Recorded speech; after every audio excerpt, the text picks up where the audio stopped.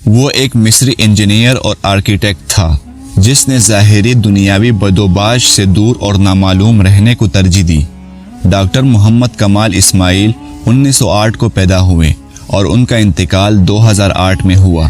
ناظرین، اس ویڈیو میں آگے بڑھنے سے پہلے اپنے نئے آنے والے ساتھیوں سے گزارش ہے کہ وہ ہمارے اس چینل کو سبسکرائب کر دیں، بیل آئیکن کو پریس کر دیں۔ وہ مصر کی تاریخ کا سب سے کم عمر شخص تھا جس نے ہائی اسکول سرٹیفکیٹ حاصل کیا، پھر رائل اسکول آف انجینئرنگ کا سب سے کم عمر طالب علم جس نے وہاں سے گریجویٹ ڈگری لی، پھر سب سے کم عمر جس کو یورپ سے اسلامک آرکیٹیکچر میں ڈاکٹریٹ کی 3 ڈگریاں لینے کے لیے بھیجا گیا۔ اس کے علاوہ وہ سب سے کم عمر نوجوان تھا جس نے بادشاہ سے نائل، سکارف اور آئرن کا خطاب حاصل کیا۔ وہ پہلا انجینئر تھا جس نے حرمین شریفین کے توسیع منصوبے کی تعمیر اور عمل درآمد کے لیے اختیارات سنبھالے۔ اس نے شاہ فہد اور بن لادن کمپنی کے بار بار اصرار کے باوجود انجینئرنگ ڈیزائن اور آرکیٹیکچرل نگرانی کے لیے کسی قسم کا معاوضہ لینے سے انکار کر دیا اور کہا کہ میں 2 مقدس مساجد کے کاموں کے لیے کیوں معاوضہ لوں اور قیامت کے دن اللہ تعالیٰ کا سامنا کیسے کروں گا۔ اس نے 44 سال کی عمر میں شادی کی اور اس کی بیوی نے بیٹا جنم دیا اور زچگی کے بعد فوت ہو گئیں۔ اس کے بعد وہ مرتے دم تک عبادات الہی میں مصروف رہیں۔ اس کی عمر 100 سال سے زائد تھی اور دنیا اور میڈیا کی چکا چوند سے ہٹ کر گمنام رہ کر حرمین شریفین کی خدمت کی۔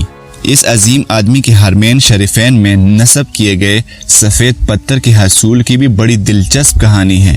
یہ وہ پتھر ہے جو حرم مکی میں مطاف چھت اور باہر صحن میں لگا ہے۔ اس کی خصوصیت یہ ہے کہ یہ گرمی کو جذب کر کے فرش کی سطح کو ٹھنڈا رکھتا ہے۔ یہ پتھر ایک ملک گریس میں ایک چھوٹے سے پہاڑ میں دستیاب تھا۔ وہ سفر کر کے گریس گئے اور حرم کے لیے کافی مقدار میں تقریباً آدھا پہاڑ خریدنے کا معاہدہ کیا۔ معاہدہ پر دستخط کر کے وہ واپس مکہ لوٹ گئے اور سفید پتھر سٹاک میں آ گیا اور مکہ حرم میں پتھر کی تنصیب مکمل کرائی۔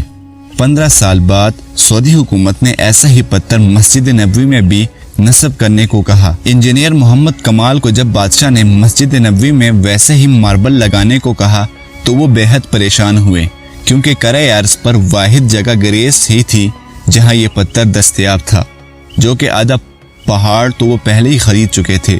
انجینئر محمد کمال بتاتے ہیں کہ وہ گریس میں اس کمپنی کے چیف ایگزیکٹو آفیسر کے پاس گئے، اسے ملے اور ماربل کے بقایا مقدار جو بچ گئی تھی اس کے بارے میں پوچھا تو چیف ایگزیکٹو آفیسر نے بتایا وہ ماربل تو ہم نے آپ کے جانے کے بعد بیچ دیا تھا، اب تو 15 سال ہو گئے ہیں۔ کمال بہت افسردہ ہوا اور میٹنگ چھوڑ کر جانے لگا تو آفس سیکرٹری سے ملا اور گزارش کی کہ مجھے اس شخص کا اتا پتہ بتاؤ جس نے بقیہ تمام ماربل کی مقدار خریدی۔ تو اس نے کہا کہ پرانا ریکارڈ تلاش کرنا بہت مشکل ہے، لیکن آپ مجھے اپنا فون نمبر دے جائیں، میں تلاش کرنے کی کوشش کرتی ہوں۔ اس نے اپنا نمبر اور ہوٹل کا پتہ دیا اور اگلے دن آنے کا وعدہ کر کے چلے گئے۔ دفتر چھوڑنے سے پہلے کمال نے سوچا کہ مجھے کیا ضرورت ہے کہ کس نے خریدا، اللہ خود ہی کوئی بندوبست کر دیں گے۔ اگلے دن ایئرپورٹ جانے سے چند گھنٹے قبل اسے فون کال آئی کہ مجھے ماربل کے خریدار کا ایڈریس مل گیا ہے۔ اب کمال بہت آہستہ رفتار سے دفتر گئے کہ اب میں کیا کروں، خریدار کے ایڈریس کو کیسے ڈھونڈوں، اتنا لمبا عرصہ گزر گیا ہے۔ کمال دفتر پہنچا تو سیکرٹری نے کمپنی کا پتہ دیا جس نے ماربل خریدا ہوا تھا۔ جب کمال نے پتہ دیکھا تو کچھ دیر کے لیے اس کا دل دھڑکنا بھول گیا تھا، پھر زور کا سانس لیا کیونکہ وہ کمپنی جس نے ماربل خریدا تھا وہ سعودیہ عرب میں تھی۔ کمال نے سعودیہ کی فلائٹ پکڑی اور اسی دن وہ سعودیہ عرب پہنچ گئے اور سیدھا اس کمپنی کے دفتر گئے اور ڈائریکٹر ایڈمن کو ملے اور پوچھا کہ آپ نے اس ماربل کا کیا کیا جو گریس سے خریدا ہوا تھا۔ تو اس نے کہا مجھے یاد نہیں۔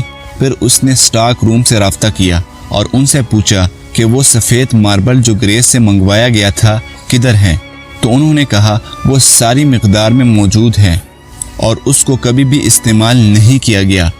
تو کمال یہ سن کر ایک بچے کی طرح رونے لگے اور کمپنی کے مالک کو پوری کہانی سنائی۔ اس نے کمپنی کے مالک کو بلینک چیک دیا اور کہا اس میں جتنی رقم بھرنی ہے بھر لو اور ماربل کی تمام مقدار میرے حوالے کر دو۔